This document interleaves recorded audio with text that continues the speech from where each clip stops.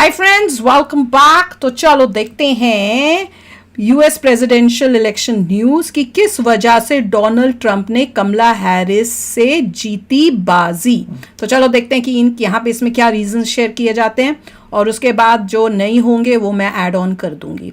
तो वीडियो शुरू करते हैं। वीडियो शुरू करने से पहले अगर आप चैनल पर नए हो और आपने अभी तक सब्सक्राइब नहीं किया तो जल्दी से पहले सब्सक्राइब के बटन और बेल आइकन को क्लिक कर लेना तो आपको हमारे सारे न्यू वीडियोस के नोटिफिकेशन मिल जाए जैसे हम अपलोड करें। अगर आपको वीडियो पसंद आता है प्लीज लाइक एंड शेयर। चलिए शुरू करते हैं। और काफी बड़े मार्जिन से ट्रंप जीत रहा है। अगर आपको 277 अभी दिख रहा है तो 277 फाइनल नहीं है, 270 चाहिए था, 277 हो गया है। अभी आराम से ट्रंप को 10-20 और जो है इसकी ये नंबर जो है ना 10-20 से और आराम से बढ़ने वाला है, देखते जाना आप। तो चलो शुरू करें।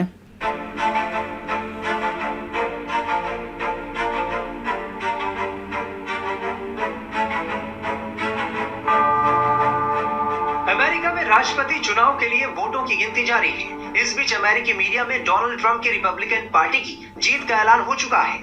बता दें कि चुनाव प्रचार के दौरान दोनों प्रतिद्वंदियों का पूरा फोकस 7 स्विंग स्टेट्स पर था, जिनमें से सभी में ट्रंप आगे चल रहे थे। बता दें कि दुनिया के सबसे जटिल इस चुनावी प्रक्रिया में राष्ट्रपति बनने के लिए बहुमत का आंकड़ा 270 है। इसकी वो जो बेटी थी वो कहाँ है? इलेक्टोरल कॉलेज है। इवांका ट्रंप थी ना ज्यादा की जरूरत होती है। दावा है कि ट्रंप ने 270 के जादुई आंकड़े को पार कर लिया है। रुझानों में जीत रहे ट्रंप ने अपने समर्थकों को थैंक्स कहा। ट्रंप ने कहा कि अमेरिकियों ने शानदार जीत दिलाई। ट्रंप ने कहा है कि अमेरिका को फिर महान बनाएंगे और अमेरिकी बॉर्डर को सुरक्षित करेंगे। ट्रंप की जीत में सबसे अहम भूमिका उनकी हत्या की कोशिश के मामले ने निभाई। कुछ महीने पहले एक सभा में उन पर जानलेवा हमला हुआ था। इससे न सिर्फ उनके समर्थक एकजुट हुए बल्कि जनता के रुख में भी बदलाव देखने को मिला। उनकी प्रचार टीम और समर्थकों ने इसे इस तरह प्रचारित किया कि ट्रंप एक मजबूत नेता है जिसे बहुचर्चित डीप स्टेट मरवाना चाहता है। अवैध प्रवास जैसे मुद्दों पर कमला हैरिस ट्रंप की आक्रामकता का मुकाबला करने में नाकाम रही। इसके अलावा गाजा युद्ध को लेकर वो इजराइल के खिलाफ नपे तुले कुछ हद तक कड़े शब्दों का इस्तेमाल करती नजर आई, वही तो मैंने बोला था। उनकी छवि को और नुकसान पहुंचाया। कमला हैरिस जिस बेबाकी के लिए जानी जाती थी वो इन मुद्दों पर बैकफुट पर नजर आई। यही वजह है कि अमेरिकी चुनाव की बाजी ट्रंप के पक्ष में पलट गई। कई और ऐसे मुद्दे हैं जिन्होंने ट्रंप को इस रेस में आगे तक पहुंचाने में मदद की।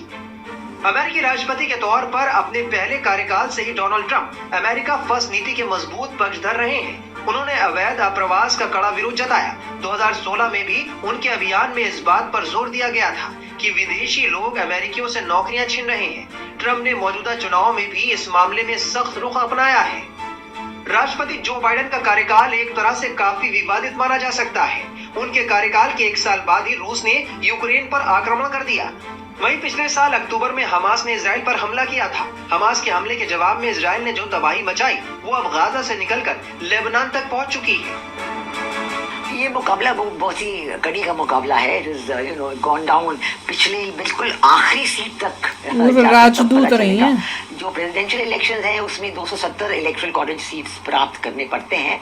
उसके बाद ही कोई प्रेसिडेंट इलेक्ट डिक्लेयर होता है।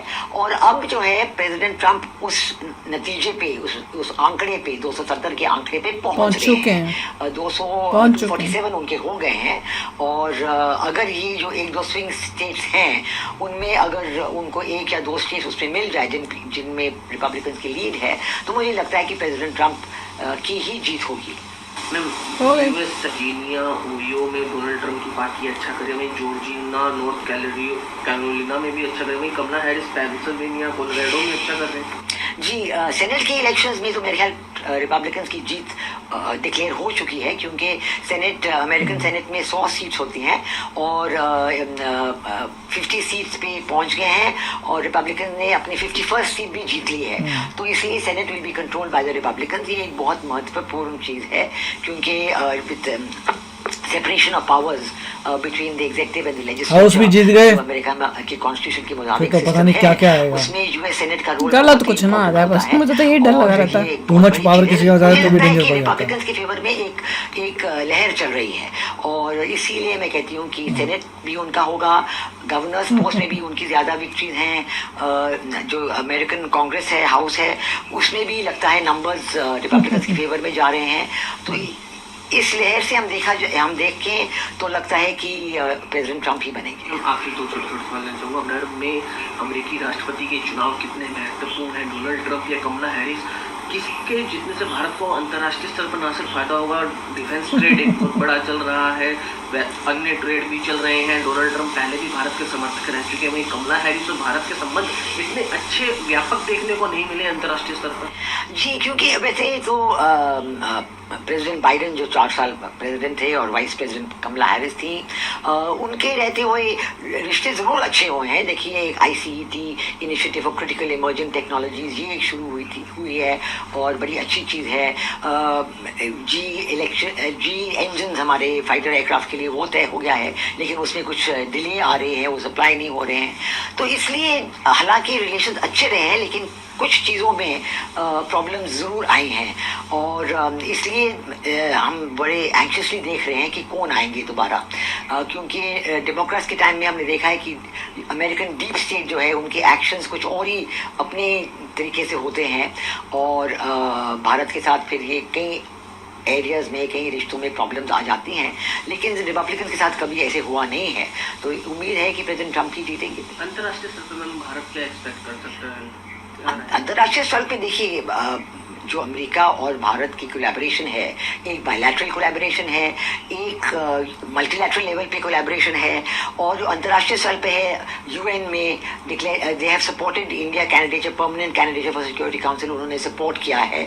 तो अगर प्रेसिडेंट ट्रम्प आए तो उम्मीद है कि UN में वो कुछ प्रेशर डाल के इसका कुछ नतीजा निकालेंगे।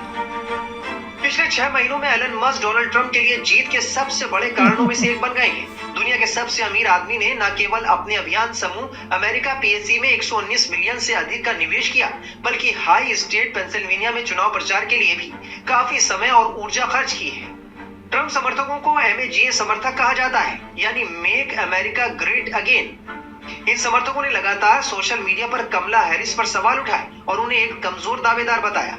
पूर्व राष्ट्रपति डोनाल्ड ट्रंप 4 आपराधिक मामलों का सामना कर रहे हैं। ये चुनाव उनके राजनीतिक और व्यक्तिगत जीवन के लिए निर्णायक हो सकता है। जीत के साथ ही उनकी कानूनी लड़ाई कम से कम 4 साल के लिए टल सकती है या रद्द भी हो सकती है। हमेशा की तरह इस चुनाव में स्विंग स्टेट्स की अहम भूमिका नजर आई है। डोनाल्ड ट्रंप ने स्विंग स्टेट के मतदाताओं का धन्यवाद किया।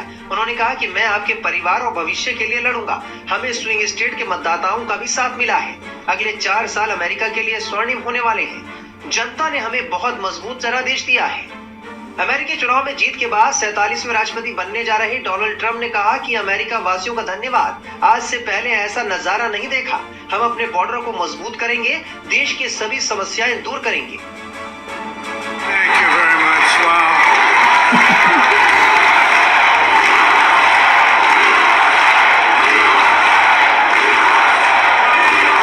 अमेरिका वासियों, आपका धन्यवाद। आप लोग हमारे दोस्त हैं और इस मौके पर हजारों दोस्त यहाँ मौजूद हैं। ये ऐसा क्षण है जिसे अब तक किसी ने नहीं देखा होगा और मुझे ये विश्वास है कि इस देश ने ऐसा राजनीतिक मूवमेंट पहले कभी नहीं देखा होगा। अब ये आने वाले समय में नए स्तर पर पहुंचने वाला है। हम अपने देश को मुश्किलों से निकालेंगे, क्योंकि हमारा देश कई मुश्किलों से जूझ रहा है और हमारे देश को बहुत ज्यादा मदद की जरूरत है। हम अपने देश के बॉर्डर्स को सुरक्षित करेंगे और बड़े मुद्दों पर काम करेंगे। हमने किसी वजह से आज इतिहास रचा है। हम ऐसी कई बड़ी चुनौतियों से निकल कर आए हैं जिनके बारे में किसी ने सोचा भी नहीं होगा और देखिए इसका नतीजा कितना शानदार रहा। It is now clear that we've achieved the most incredible political thing. Look what happened. Is this crazy? Trump 2017 से 2021 तक अमेरिका के 45वें राष्ट्रपति रह चुके हैं। नरेंद्र मोदी को ट्रंप कई बार अपना दोस्त बता चुके हैं, लेकिन इसके साथ ही भारत की नीतियों पर हमला भी बोलते रहे हैं। वही तो। ट्रंप कई बार PM मोदी का नाम ले चुके हैं। ट्रंप और मोदी के बीच जबरदस्त केमिस्ट्री देखी जाती है। दिवाली के खास मौके पर ट्रंप ने सोशल मीडिया साइट X पर पोस्ट करते हुए भारतीय प्रधानमंत्री नरेंद्र मोदी को अपना दोस्त बताया था। साथ ही अपनी सरकार आने पर दोनों देशों के बीच की साझेदारी को और आगे बढ़ाने का वादा किया है। लेकिन I will protect Hindu Americans from anti कुछ। बांग्लादेश में तख्ता पलट के दौरान हिंदुओं और अन्य अल्पसंख्यकों के खिलाफ हुई हिंसा की भी कड़ी निंदा की थी। गुड। अमेरिका के पूर्व राष्ट्रपति डोनाल्ड ट्रंप और प्रधानमंत्री नरेंद्र मोदी के बीच की केमिस्ट्री भी खूब चर्चा में रही है। दोनों नेताओं के बीच घनिष्ठ संबंध की बानगी कई हाई प्रोफाइल कार्यक्रमों में दिख चुकी है।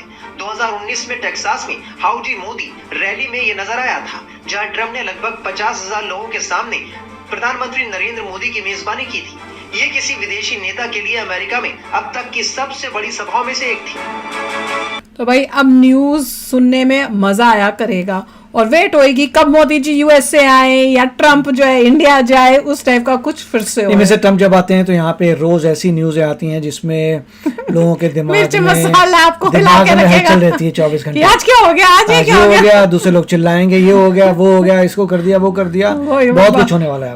पिछली बारी जब ट्रंप आए थे तो हर बारी कुछ ना कुछ न्यूज में अच्छा, आता कुछ रहता बुरा था। भी। हाँ, दोनों आते थे, पर देवर मेनी रीजंस जिसकी वजह से लोगों ने जो है इस बारी ट्रंप को दिया है। और उसमें से एक जैसे बता रहे हैं इमिग्रेशन, इलीगल इमिग्रेशन बहुत ही इंपॉर्टेंट रोल प्ले करता है, क्योंकि ट्रंप बहुत क्लियर है इस बारे में।